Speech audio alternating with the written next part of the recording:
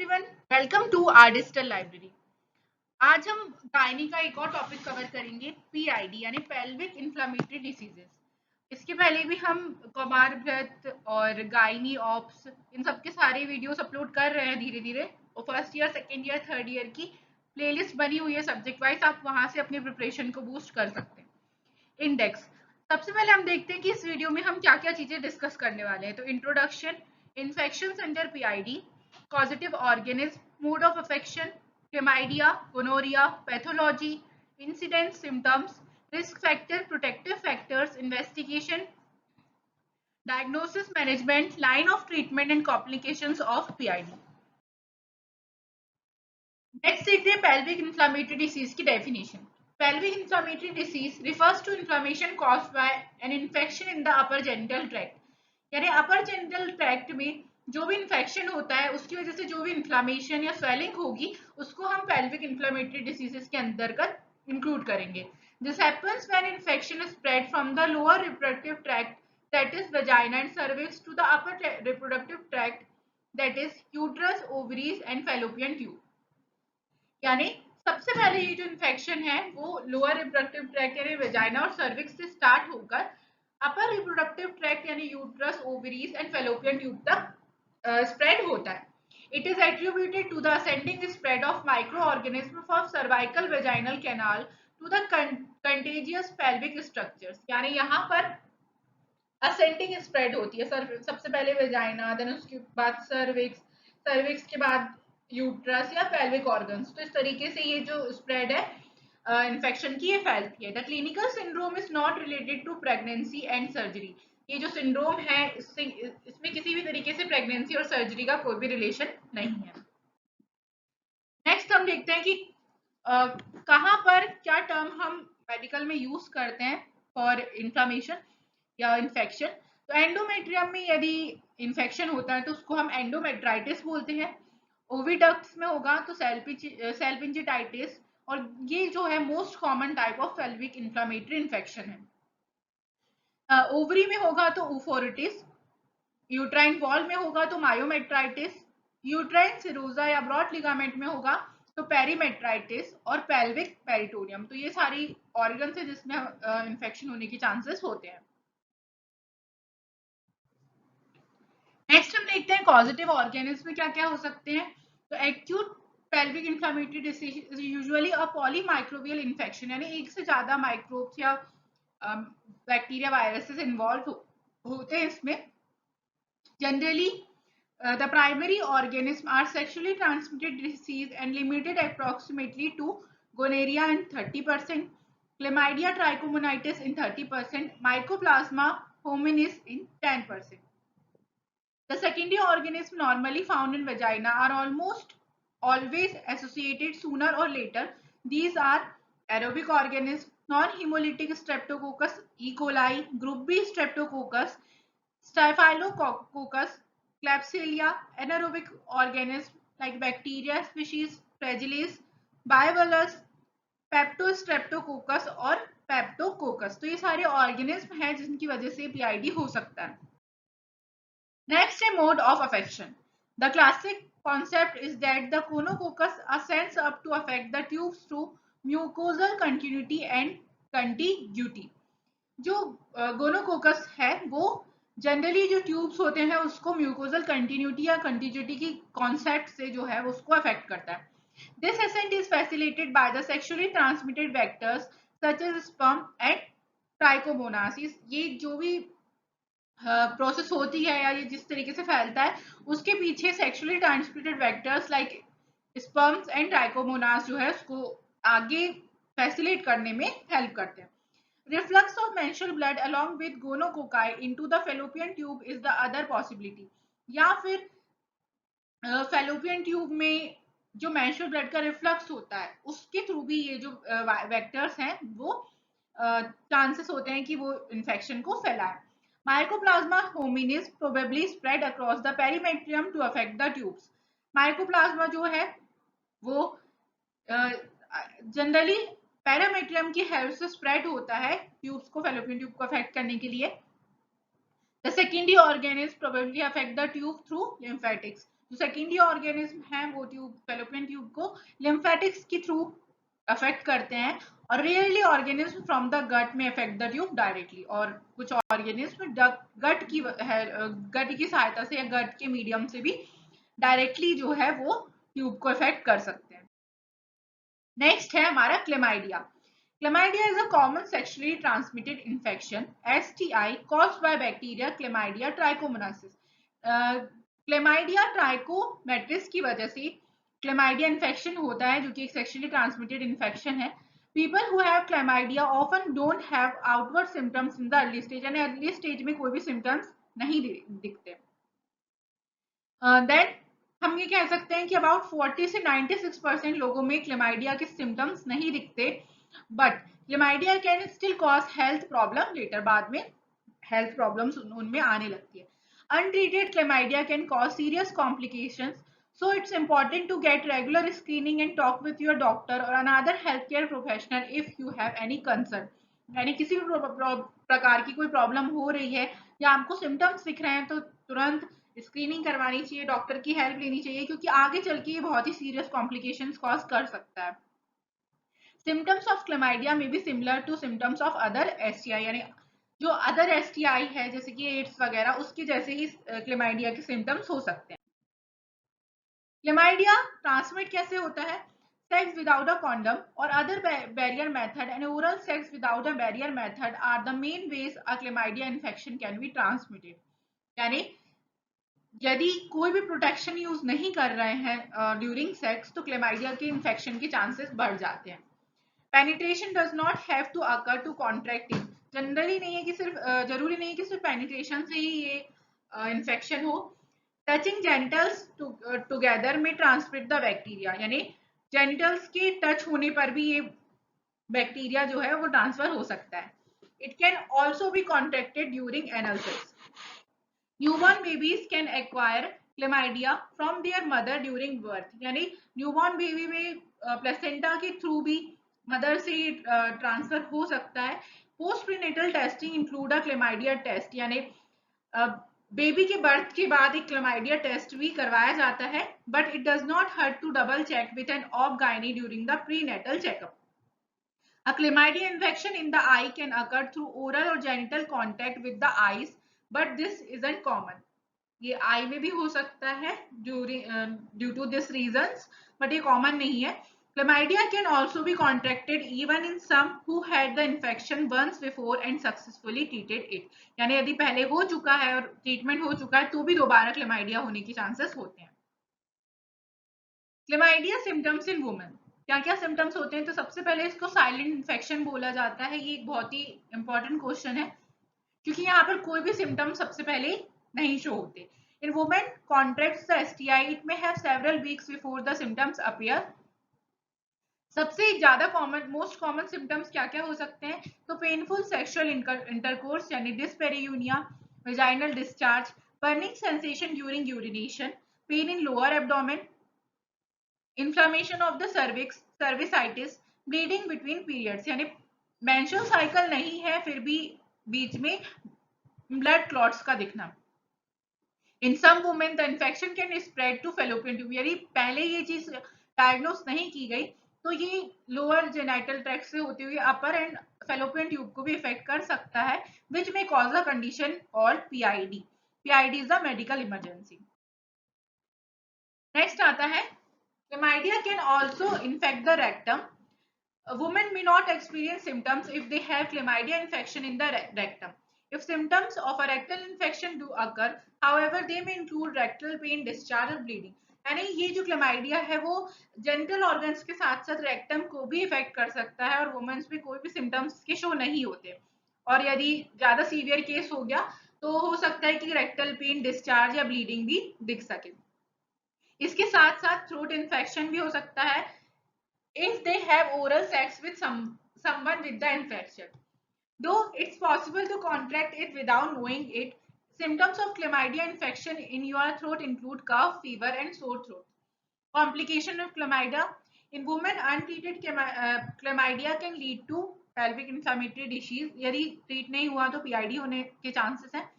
a condition that could cause permanent damage to the reproductive system as well as infertility। यानी यदि ये severe stage में पहुंच गया तो वहां पर रिप्रोडक्टिव सिस्टम को, जैसे यूट्रस, फैलोपियन ट्यूब, ओवरी, इन सबको हार्म भी कर सकता है, डैमेज कर सकता है और इनफर्टिलिटी कॉज कर सकता है। Gonorrhea. Gonorrhea, colloquially known as the clap, is a sexually transmitted infection or STD caused by the bacterium Neisseria gonorrhea. Infection may involve the genital, mouth, or rectum. The complications in women include pelvic inflammatory disease, and in men include inflammation of the epididymis. Many of those infected, however, have no symptom. If untreated, gonorrhea can spread to joints or heart valve. तो जैसा कि हमने देखा कि किस bacteria के द्वारा होती गोनोरिया, नीजेरिया गोनोरिया, और ये एक तरीके का पेल्विक इन्फ्लेमेटरी डिजीज है। मेन में कहाँ स्वेलिंग आएगी? एपिडाइमस में। और साथ ही साथ अगर इसको ट्रीट नहीं करते हैं तो जॉइंट्स और हार्ट वैल्यूज को भी स्प्रेड करता है।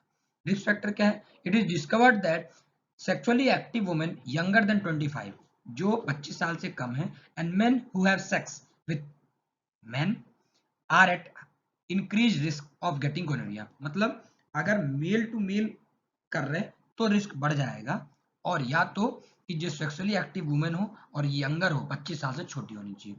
Other risk factor include having a new sex partner, having a sex partner who has other partners, having more than one sexual partner, or having had gonorrhea or another sexually transmitted infection। तो आप इन सब चीजों का ध्यान रखिए। Spread, अब ये कैसे फैलता है? The infection is usually spread from one person to another through vaginal, oral और एनल। तो 3 रूट्स बताए हैं, वजाइनल, ओरल और anal. Men have a 20% risk of getting the infection from a single act of vaginal intercourse with an infected। अगर women infected है तो अगर man उसके साथ इंटरकोर्स करता है, वेजाइनल इंटरकोर्स, तो कितना परसेंट रिस्क है? 20%।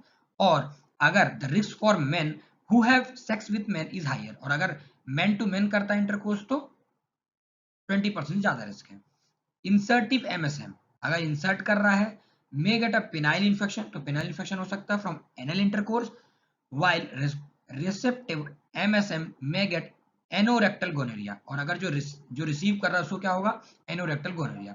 Women have a 60 to 80% risk of getting the infection from a single act of vaginal intercourse with the infected man, और अगर मैन अफेक्टेड है तो फीमेल को कितना परसेंट रिस्क हो जाएगा इंटरकोर्स के बाद? 60 to 80%। A mother may transmit gonorrhoea to her newborn during childhood. माँ भी अपने बच्चे, जो न्यूबॉर्न बेबी होगा, उसमें भी ये ट्रांसफर हो सकता है gonorrhoea. When affected the infants eye, और वो क्या इफेक्ट करेगा? बच्चे की आंख को। It is referred to as ophthalmic neonatorum. तो अगर ऑप्थेल्मिया नियोनेटोरम का केस देखेंगे तो आप ये समझ पाएंगे। It may be able to spread through the object contained with the body fluid from infected person, और ये उस इन्फेक्टेड पर्सन के बॉडी के फ्लूइड से भी फैल सकता है। The bacteria typically does not survive long outside the body, लेकिन बॉडी के आउटसाइड वो ज्यादा देर तक सर्वाइव नहीं कर पाता bacteria. Typically dying within minute to hours, कुछ मिनट या कुछ आवर्स में ही मर जाएगा वो bacteria. Previous infection does not confer immunity. A person who have been infected can become infected again by exposure to someone who is infected। मतलब आप ये नहीं कह सकते कि आप इसकी इम्यूनिटी डेवलप कर लेंगे। आप अभी इन्फेक्ट हुए थे, कुछ दिनों बाद इन्फेक्ट नहीं होंगे, फिर इन्फेक्ट हो सकते हैं। ऐसा नहीं होता कि वैक्सीन लग गई ठीक हो गया, कभी इन्फेक्शन नहीं होगा। Infected person may be able to infect other repeated without having any sign और सिम्टम। ऐसा भी हो सकता है इन्फेक्ट हो लेकिन कोई साइन और सिम्टम ही ना आए इस बार। Gonorrhoea symptom in women, half of the women with gonorrhea are asymptomatic but the other half experiences। मतलब कुछ वुमेन में गोनोरिया का सिम्टम दिखेगा, कुछ में नहीं। अगर आपको लगता है वो कौन कौन सिम्टम हो सकते हैं, तो vaginal discharge, lower abdomen pain, pain with sexual intercourse, तो ये सारी चीजें हम दूसरे भी डिजीज में देख सकते हैं। Associated with inflammation of the uterine cervix. Common medical complication of the untreated gonorrhoea in women include pelvic inflammatory diseases, मतलब PID, which can cause scars to fallopian tube। तो fallopian tube में समस्या cause कर सकती है। Result in later ectopic pregnancy, ectopic pregnancy हो सकती है, मतलब वोम्ब में, यूटेरस में नहीं बन के कहीं और एरिया में अगर जाइगोट इंडल्ज होता है तो। among those women who become pregnant, gonorrhea infection of mucosal membrane can cause swelling। तो गोनोरिया क्या करेगा? म्यूकोसल मेम्ब्रेन स्वेलिंग लाएगा, ईचिंग लाएगा, पेन लाएगा, और फॉर्मेशन ऑफ पस भी आने लगा। The time from the exposure to symptom is usually between 2 to 14 year with most symptom appearing between 4 to 6 days. 4 से 6 दिन तक इन्फेक्शन रहेगा if they appear at all, अगर सब आ जाते हैं तो। but men and women with infection of the throat may experience a sore throat, उन्हें sore throat होगा। through such infection does not produce symptom in 90% cases, कई 90% cases में ऐसा भी नहीं भी हो सकता है। other symptom may include swollen lymph node, कहीं lymph node का swelling देखा जाएगा around the neck में। either sex can be infected in the eye or rectum if these tissue are exposed to the bacterium, और अगर वो bacteria के expose में आएंगे तो आई भी इन्फेक्ट हो सकता है और रेक्टम भी। Complication of the gonorrhoea, infertility in women में इनफर्टिलिटी देखी गई है। Gonorrhoea can spread into the uterus and fallopian tube, कहाँ देखा गया है, यूटेरस में, fallopian tube, causing pelvic inflammatory disease, और कौन सी डिजीज कॉज करेंगे, pelvic inflammatory. PID can result in scarring the tubes, fallopian tube में, greater risk of pregnancy complication और इनफर्टिलिटी, मतलब इनफर्टिलिटी आ सकती है, नपुंसकता आ सकती है। और पीआईडी रिक्वायर्स इमीडिएट ट्रीटमेंट, तुरंत ट्रीटमेंट चाहिए पीआईडी की। Increase risk of HIV AIDS, having gonorrhea increases the susceptibility of infection with a human immunodeficiency virus, the virus that lead to AIDS, मतलब चांसेस बढ़ जाते हैं, अगर किसी गोनोरिया हुआ है तो फिर उसकी एचआईवी और एड्स की पॉजिटिव रिपोर्ट आ सकती है। People who have both gonorrhoea and HIV, अगर किसी को गोनोरिया भी है एचआईवी भी है, वो अनट्रीटेड होता है by anti retroviral therapy, are able to pass both diseases more readily to their partner, और वो अपने पार्टनर पे भी फैला सकते हैं। Infection that spread to the joints and other areas of the body, ये इन्फेक्शन दूसरे जॉइंट्स पे और एरिया में पहुंचेगा। The bacterium that causes gonorrhea can spread through the blood stream से पूरी बॉडी को इन्फेक्ट करेगा, साथ ही साथ जॉइंट, उनको जॉइंट्स तक पहुंचेगा और साथ साथ उनको फीवर होगा, rash, skin रोसेस, joint pain, swelling और स्टिफनेस पाया जाएगा।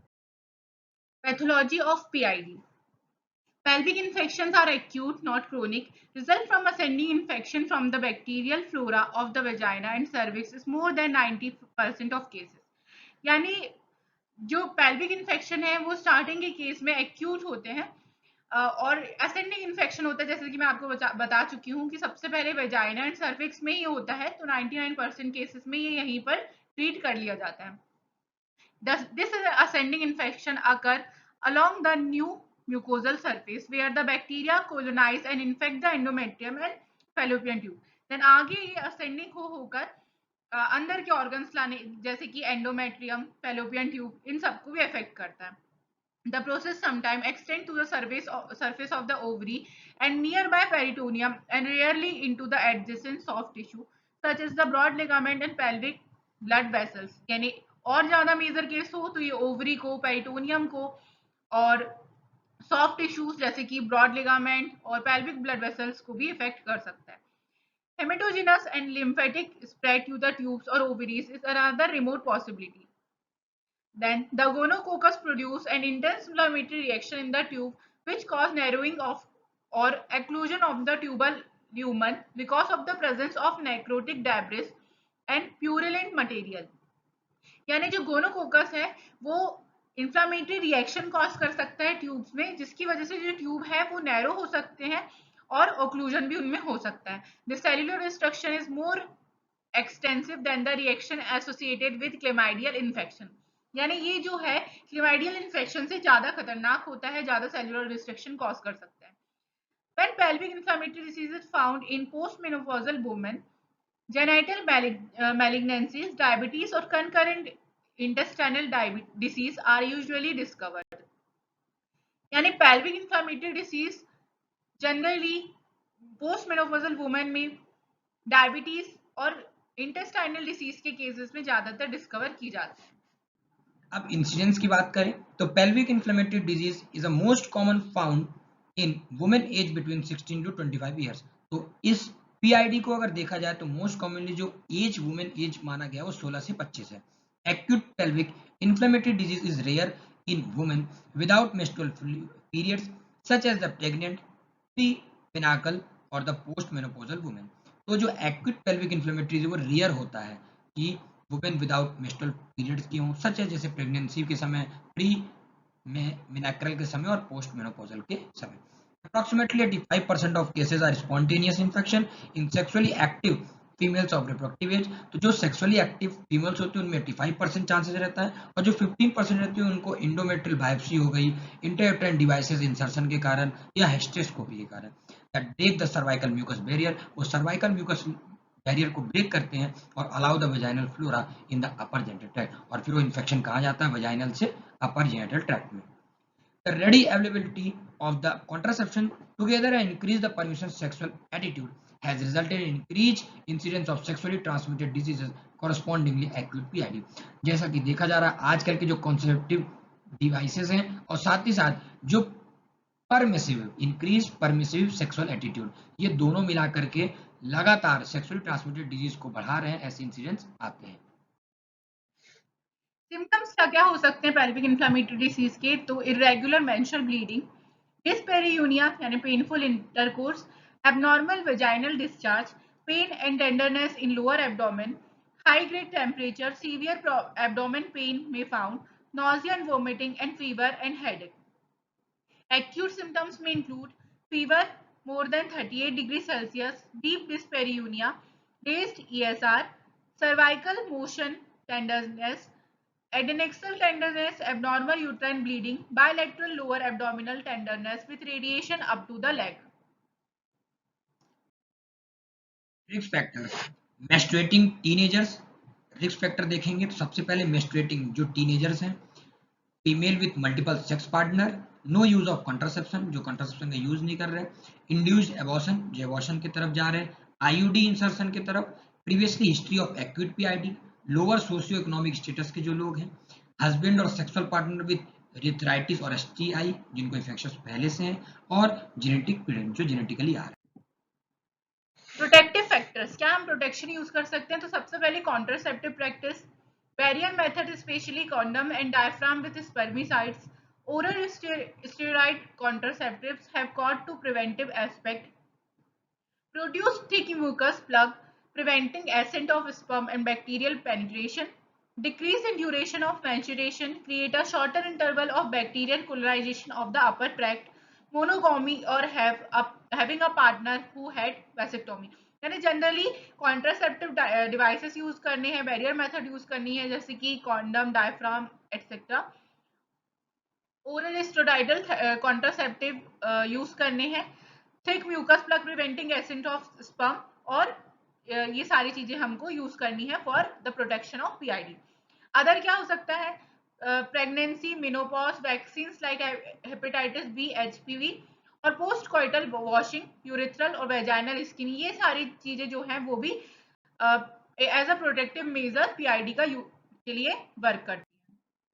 इन्वेस्टिगेशन करेंगे, कैसे पता चलेगा? तो मेडिकल हिस्ट्री देखेंगे, सेक्सुअल हिस्ट्री पूछेंगे, फिजिकल एग्जामिनेशन कराएंगे जैसे pelvic examination, swab for STI screening कराएंगे जैसे क्लैमिडिया में, गोनोरिया में, माइकोप्लाज्मा जेनेटिलियम में, high vaginal swab for bacterial culture कराएंगे। In some cases we may recommend the following, और क्या क्या कर सकते हैं? अल्ट्रासाउंड स्कैन कराएंगे ट्यूबो यूवेरियन मासेस को, fluid in the surrounding pelvic cavity में, इंडोमेट्रियल बायोप्सी कराएंगे, लेप्रोस्कोपी कराएंगे, ब्लड टेस्ट कराएंगे कि जिसमें इन्फ्लेमेटरी पैरामीटर्स है या नहीं, और there is no unique test as such to look for PID as there may be for chlamydia. Next diagnosis, pelvic infection में हम bilateral tenderness of the perimetrium adnexa, culture and sensitivity of bacteria obtain directly from the site of infection, ultrasonography कराते हैं जिसमें adnexal mass और pelvic mass की, culdocentesis when purulent peritoneal fluid is aspirated, और laparoscopy for direct visualisation, most accurate method of diagnosis of acute pelvic inflammatory disease. Management, antibiotic therapy देंगे जिसमें based on culture and sensitivity of bacteria जैसे metronidazole, doxycycline, cephalosporin, fluoroquinolones 2 weeks तक चलेगी। ये ध्यान रखिए कितने दिन की डोज है। क्या होता है अपन एक डोज को कंप्लीट नहीं करते हैं तो अपने आप फिर बैक्टीरिया जर्मिनेट कर जाता है। Treatment of the male partner, ये भी साथ साथ ध्यान रखिए कि ऐसा नहीं होता फीमेल में समस्या है तो सिर्फ फीमेल को ही दवाई देना है, अपन को मेल को भी ऐसी दवाइयाँ देनी है जो नॉर्मल चलती है। Education for the prevention of this disease, use of proper contraceptive to reduce the rate of upper genital tract infection, unilateral removal of tubo ovarian complexes, जैसे हमें ट्यूबो ओवेरियन कॉम्प्लेक्सेस को जरूरत पड़े फिर हटाना भी पड़ेगा फैलोपियन ट्यूब ओवेरीज को। और एब्सेस अगर फॉर्म कर रहे हैं तो drainage of cul de sac abscess via colpotomy incision, तो हम ड्रेन को हटा देंगे।